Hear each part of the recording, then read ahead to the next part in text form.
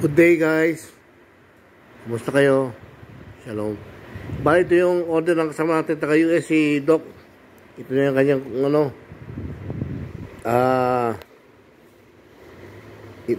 ilang kahoy ito. Ito yung diglong na hindi, ito yung 500 itong cross na ito. 500 ito piniraso kita. Itong apat na ito, yan ay pinaghalo-halong kalis, santisimot, kabana. Diglong mo naman ito, black. Ito yung diglong kulot na pula, diglong kulot na puti. Ang likod ito ay request mo.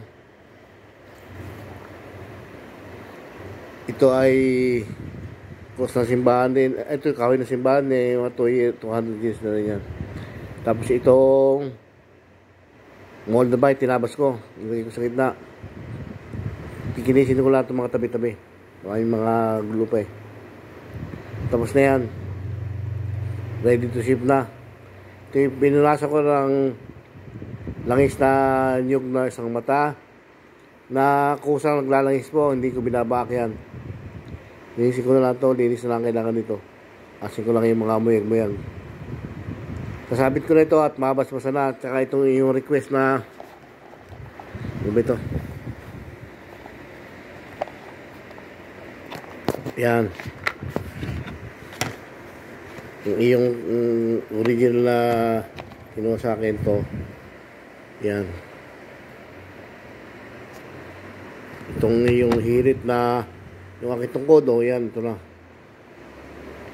May tawag doon. May mukhang lumalabas siya. Iba-iba nga. Hindi umaki. Pagka iniikot ko, iba-iba. Ito.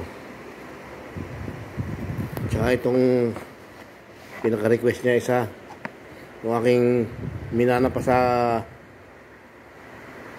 isang kasama namin sa Banahaw na may edad na. Nag-retired na. Ito yung original diglong dugo. Matagal kasi ito nakababad sa langis. Kaya ito ganito. Pinangihilot.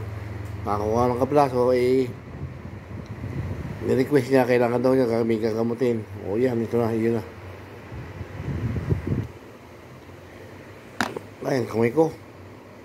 Ang hirap, tigas ng pagkakalo. Ito ay nakalubukan, nakaukit ito. Nakabaon ito. Hindi matatanggal yan. Mga 2 ang baon niya. So ito ay isasalang ko na, papadala ko na.